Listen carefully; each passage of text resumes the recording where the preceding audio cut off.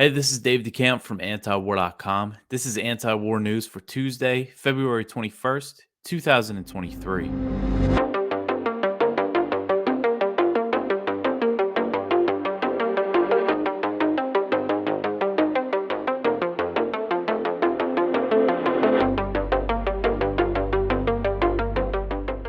All right, the first story at the top of antiwar.com today. President Biden makes a surprise visit to Ukraine. So, Biden on Monday made an unannounced visit to Ukraine, marking his first visit to the country since Russia invaded last year. A highly symbolic move that demonstrates Washington's deep involvement in the war.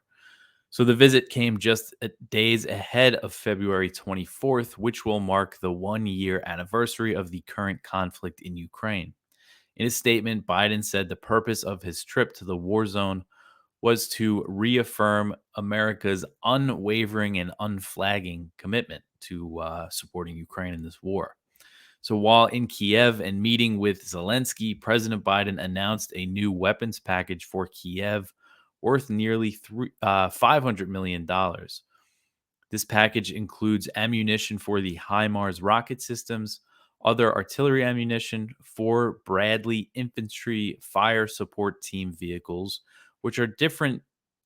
How I understand it, they're slightly different than the infantry fighting vehicles. These are more about coordinating artillery fire or something like that. But still, they're the Bradley vehicles, so it's not really anything new. It also includes some Javelin anti tank systems and other equipment. So, absent from this package is the more advanced weapons. Ukraine's next wish list, what they really want right now is the fighter jets and the Army tactical missile systems, which are missiles that have a range of up to 190 miles. But we haven't seen the U.S. or any of its allies promise anything quite like that yet. Biden claimed while he was there that the U.S. and its allies have pledged 700 tanks for Ukraine. And it's not clear if that number is accurate when it comes to the Western made tanks. Germany is having trouble putting together 61 of the Leopard 2 tanks to send to Ukraine, and the U.S. has only pledged to send 31 Abrams tanks, and they still have to buy them, and they still have to be manufactured. So that's going to take years.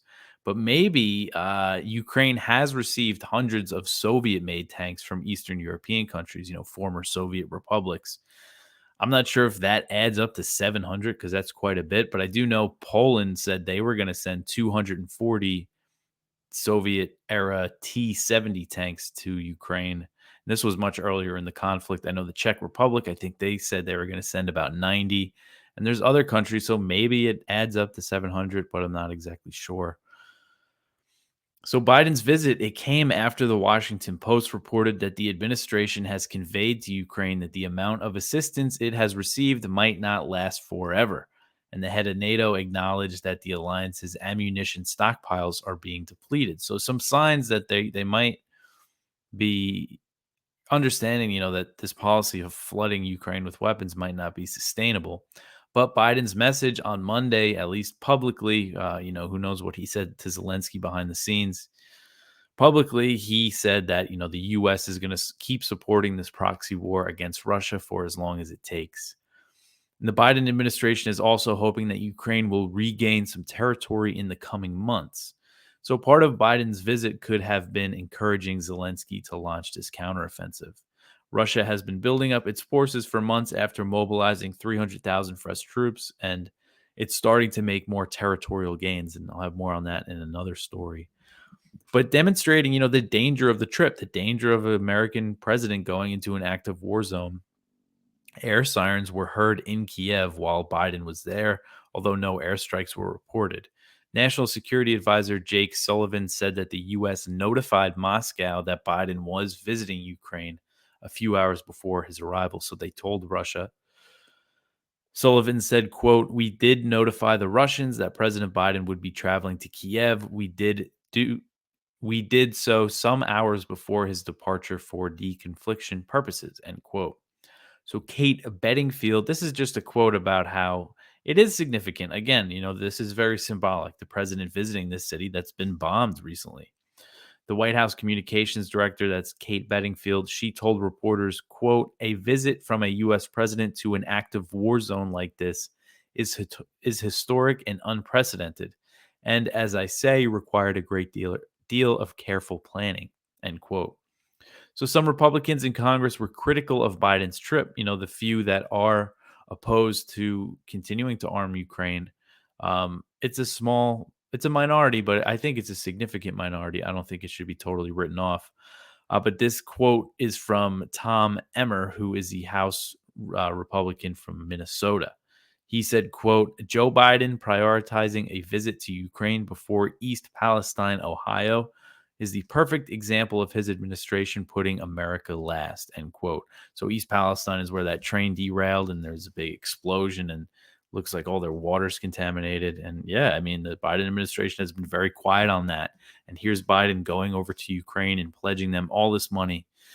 And if you're watching here, you can see we have a picture of Biden and Zelensky having a nice hug. It's kind of a funny looking picture. But anyway, the next one here, Victoria Nuland says that the U.S. supports Ukrainian attacks on Crimea. So Nuland, who is the Undersecretary of State for Political Affairs, best known for her infamous role in the 2014 coup, she said, this was last week. She said this on Thursday, and I missed it in the weekend, all the stories over the weekend, but I saw it today, so I wrote it up. She said that the U.S. is supporting Ukrainian attacks on Crimea and called Russian military installations on the peninsula legitimate targets. She made the comments when asked about a report from the New York Times that said the Biden administration was warming to the idea of helping Ukraine attack Russia despite the risk of escalation. If you remember that came out back in January. So Nuland said, quote, Russia has turned Crimea into a massive military installation. Those are legitimate targets. Ukraine is hitting them, and we are supporting that, end quote. So I haven't seen much recently about Ukrainian attacks targeting installations inside Crimea. Earlier on in the war, there was some explosions and drone attacks, but I haven't seen anything like that lately. But anyway, she's saying that they support Ukraine if they do that. And Nuland also expressed support for the demilitarization of Crimea. She said, quote, no matter what the Ukrainians decide about Crimea in terms of where they choose to fight, etc., Ukraine is not going to be safe unless Crimea is at a minimum demilitarized, end quote. So Russian Foreign Ministry spokeswoman Maria Zakharova, she slammed Nuland's comments, saying that she was inciting an escalation of the war. Zakharova said, quote, now the American warmongers have gone even further. They are inciting the Kiev regime to further escalate, to bring the war to the territory of our country, just like that, with direct strikes, end quote. So Nuland's comments came a day after Blinken, the Secretary of State, acknowledged that a Ukrainian attempt at retaking Crimea would be a red line for Putin and would risk a major response from Moscow, something many of us have been saying for a while. I thought maybe it was a good sign that Blinken was saying that, but then here we have Nuland, saying, that they absolutely support Ukrainian attacks on Crimea. But it's always important to point out that Putin has shown that he will significantly escalate the war over attacks on Crimea. They didn't start bombing all the energy infrastructure until the Kerch Bridge was bombed, which connects Crimea to the Russian mainland. It was built after Russia annexed Crimea in 2014. So while Ukraine, they haven't been in a position where they can launch an offensive against Crimea up to this point, the Biden administration has made clear throughout the war that it would not discourage Kiev from attacking the peninsula. This isn't really anything new, even though what Nuland is saying here is very provocative. Back in the summer of 2022, when the U.S. first started providing the HIMARS rocket systems to Ukraine, the administration sought assurances that the weapons would not be used to target Russian territory. So I wondered if that applied to Crimea, because Russia has controlled Crimea since 2014, but the U.S. and Ukraine don't recognize it as Russian territory. So I asked the State Department, this is back when they used to give me real answers, if this restriction applied to Crimea, and a State Department spokesperson told me Crimea is Ukraine. So basically saying, no, they can use our weapons to strike Crimea. They were saying this very much earlier on, not as blatant as Nuland said it or as that New York Times report was talking about, but still. So again, Russia has controlled Crimea since 2014 and after the coup. And it's important to point out, as always, that the people of Crimea voted to join Russia. Of course, the US and Ukraine disputed the referendum results, but there's been a lot of polling since then that shows the majority of the people that live in Crimea are happy to be Russia. So it's not like they want to be liberated or anything. Um, all right, so the next one here, Zelensky says that Ukraine will defend Bakhmut, but not at any price. So Zelensky has said that Ukraine would continue to defend the eastern Donetsk city of Bakhmut, but not at any price, signaling that Ukrainian forces might be considering a withdrawal. So Zelensky said this in an interview that was published on Sunday. He said, quote, "Yes, it is not a particularly big town. In fact, like many others in Donbass, it's been devastated by the Russians. It is important for us to defend, but not at any price and not for everyone to die," end quote. So Bakhmut is not, too big of a city, as Zelensky said. It seems like, he's trying to downplay its importance.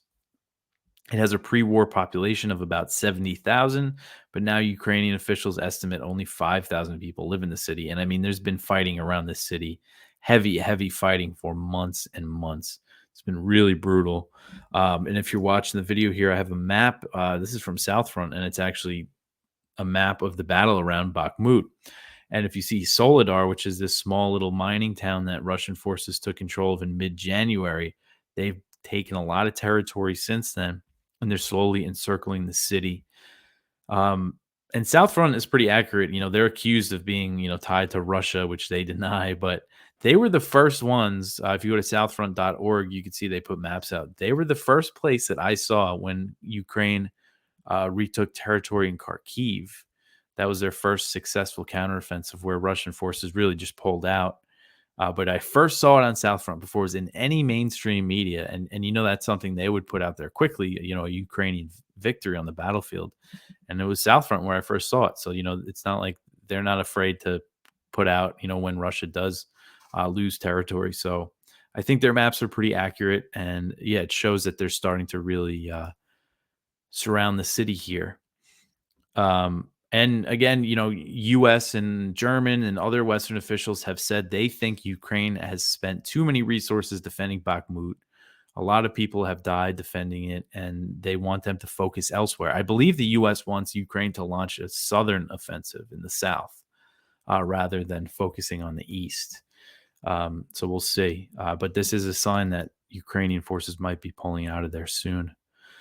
All right. So the next one here, the U.S. plans fresh sanctions on Russia, key industries targeted. This is an article from Connor Freeman. So the White House is readying a raft of new sanctions and export controls to impose on Russia as the war in Ukraine turns 1 year old, according to Bloomberg. The coming penalties are said to be focused on targeting key Russian industries as well as so-called sanctions, circumvention, or business conducted with Russian firms by individuals based in third countries.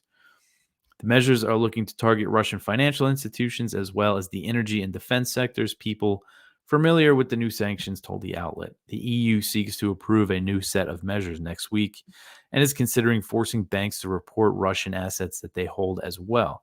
He mentions last week, Swedish Prime Minister Ulf Kristersson said that the EU is looking to use frozen Russian funds, frozen central bank funds, to basically steal that money and use it to pay for reconstruction in Ukraine, which would really, that would be a pretty unprecedented move. So they're considering that, and it's not clear, just regular old sanctions, how much of an impact they're really going to have coming from the U.S. at this point. And there is a lot of evidence, as Connor points out, that the U.S. sanctions blitz against Moscow has failed. Russia has overtaken Saudi Arabia as China's top oil supplier. India's imports of Russian oil are 33 times higher than they were a year ago. And Russia's oil exports last month were higher than at any time during 2021. So, yeah, I mean, they're still selling their oil and they're doing pretty good with it. And the ruble had a great year in 2022. It was one of the best performing currencies against the dollar that year. So Russia was preparing for these big sanctions for a while when the U.S. first started really sanctioning them after 2014. Their economy is definitely taking a hit from it, but they're withstanding it very well, as and then the Europeans have been facing the really high energy prices. All right, so the next one here: China rejects the U.S. claim that it may arm Russia. So China on Monday rejected a claim from U.S. Secretary of State Antony Blinken that Beijing was considering providing Russia with weapons to use in its war in Ukraine. Chinese Foreign Ministry spokesman Wang Wenbin told reporters, quote, "It is the U.S., not China, that has been pouring weapons into the battlefield. The U.S. is in no position to tell China what to do. We would never stand for finger pointing or even coercion and pressurizing from the U.S. on our relations with Russia," end quote. So Blinken claimed over the weekend that the U.S. had information that China was considering providing lethal support to Russia, but offered no evidence to back up the assertion. Linda Thomas Greenfield, who is the U.S. ambassador to the UN, she said Sunday that if China provides Russia with weapons, it will cross a red line, which is kind of rich coming from an American official. China has been increasing economic and military ties with Russia, but so far, it hasn't shown interest in providing weapons to aid in Moscow's war, and Chinese officials have repeatedly called for peace talks. Wang said, quote, "China will continue to stay firm on the side of peace and dialogue and play a constructive part in easing the situation," end quote. So the U.S. has been making claims about China and Russia's relationship throughout the current conflict in Ukraine. In the early days of the war, U.S. officials claimed that Russia asked China to provide military assistance. If you remember that, it was very early on. But NBC News reported in April 2022 that the claim lacked hard evidence. And this report is really interesting. It basically said that the U.S. was putting out information about Russia that wasn't true. That it was like intelligence, low confidence intelligence, which means it could just be a rumor that some intel analyst heard. I mean, and they were just putting this out. And other claims that they made were that Russia was going to use chemical weapons. That turned out not to be true. There were some other things, but one of them was this idea that Russia asked China for military assistance. U.S. officials told NBC, yeah, there wasn't actually evidence for that. So when it comes to these claims, we should be skeptical, but things could change. I mean, China and Russia are growing closer together, but we just shouldn't take U.S. government officials' word for anything like that. And you see China denying it and saying that they favor a peace deal. All right, the next one, Khanna leads a congressional delegation to Taiwan. So this is Representative Khanna, Democrat from California, progressive, who's good on the Mideast wars, but unfortunately has become very hawkish on the new Cold Wars. He's voted to arm Ukraine, and he is, going to Taiwan. So he led this bipartisan delegation, and he arrived in Taiwan on Sunday. And according to the Associated Press, they're going to be there for 5 days, which is a pretty long time. Usually, when members of Congress go to Taiwan, they go for a day or two, and then they get out of there. So 5 days is long. And China views U.S. government officials visiting Taiwan as an affront to the One China policy, and they often react to such trips with military drills around the island. So after Nancy Pelosi went back in August when she was the House Speaker, China launched its largest ever military drills around the island, and they've kept up the pressure since. On Friday, media reports said that the Pentagon's top China official arrived in Taiwan, although the U.S. government did not officially acknowledge the trip. There are a ton of reports that said he went, so I'm guessing that he was there. And around the same time, that same day, Taiwan's defense ministry reported an uptick in Chinese military flights in the region, including 15 planes that crossed the median line, which is an unofficial barrier that separates the Taiwan Strait. Before Pelosi visited Taiwan, China rarely crossed the median line, barely ever did it, but now it's a common occurrence. And Khanna supported Pelosi's visit to Taiwan, saying at the time that, quote, "We're not going to let the Chinese Communist Party dictate where the Speaker of the House should go," end quote. So Khanna is insisting that his visit to Taiwan is focused on the semiconductor industry and is not a provocation. But Khanna is a member of this new China panel that was formed in the House after Republicans took the majority. And other members basically said that they're planning to go to Taiwan. Members of the panel are going to go to Taiwan, and they know it's going to anger them. Representative Rob Whitman, who's a Republican from Virginia, And he's also on this China panel. He said last week that the panel's members plan to visit Taiwan knowing that it will infuriate China. He said it's going to infuriate them, but it's something that we should do. So we're going to see a lot more, I think, congressional visits to Taiwan. This next one here, more about China's stance on the war in Ukraine. This is from Kyle Anzalone at the Libertarian Institute. China says that it will that it will present a peace proposal to end the war in Ukraine. So Beijing plans to roll out the framework of a treaty to end the war in Ukraine. Chinese Foreign Minister Wang Yi announced at the Munich Security Conference. And at the international summit, America's top diplomat, which is Tony Blinken, he criticized China and warned of a coming Cold War. I mean, for Blinken to be warning about a Cold War. So Wang said that Xi Jinping is going to roll out a plan to end the war. They're going to put forward China's position on a possible political settlement to the Ukraine crisis. And they're going to stay firm on their position that they want peace and a dialogue. So it'll be interesting to see if China maybe tries to mediate something here. Maybe I haven't seen much about what I know. Ukraine is warning China against arming Russia after Blinken made those comments. But I don't think Ukraine has been totally I think they're still been in contact with China, even though as China and Russia are growing closer together. I still think Ukraine and China have somewhat of a relationship. I might be wrong. I don't know. I should look into that a little more. But so we'll see. I don't know if they could be any kind of mediator in this conflict. All right, the next one here. A U.S. envoy says that Israel can do whatever they need against Iran. So Tom Nides, who is the U.S. ambassador to Israel, said Sunday that Israel could do whatever they need against Iran and said that the U.S. had no plans to pursue a revival of the Iran nuclear deal, known as the JCPOA. So Nides said this on Sunday. He said, quote, as President Biden has said, we will not stand by and watch Iran get a nuclear weapon. Number one. Number two, he said, all options are on the table. Number three, Israel can and should do whatever they need to deal with Iran, and we've got their back, end quote. So the U.S. threats against Iran over its nuclear program continue, even though the Pentagon acknowledged in its recently issued nuclear posture review that Iran is not building a nuclear bomb. Nides added that he said, quote, cooperation between Israel and the U.S. vis-a-vis Iran is lockstep every day, end quote. So his comments came a few weeks after Israel launched a drone attack against a military facility in the Iranian city of Isfahan. While Israel has not officially taken credit for the attack, it has a history of launching similar operations inside Iran, all sorts of covert attacks. And U.S. officials told the media that Israel was responsible. And that's how, it is Israel. I know we shouldn't base all facts on U.S. officials speaking to the media, but when it comes to Israeli operations in Iran, this is how they're revealed. And then usually a few years later, an Israeli official will basically say, yeah, we did it. And they usually, or it's a former official from that just left the government, is when they start talking.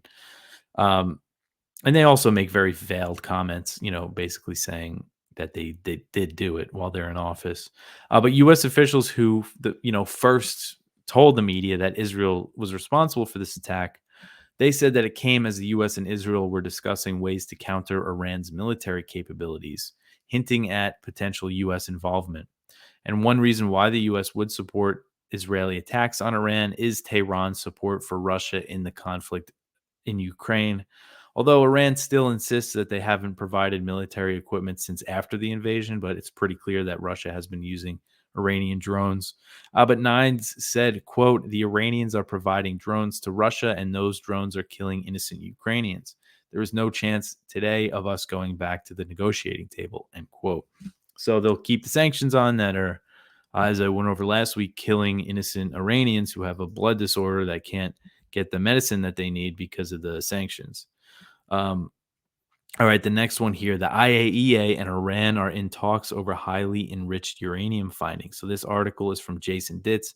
So the IAEA, that is the International Atomic Energy Agency, the global, nuclear watchdog, And they are turning up its latest concerns about Iran's civilian nuclear program with media reports of a discovery of uranium enriched to 84% purity, by far the highest enrichment level to come out of Iran.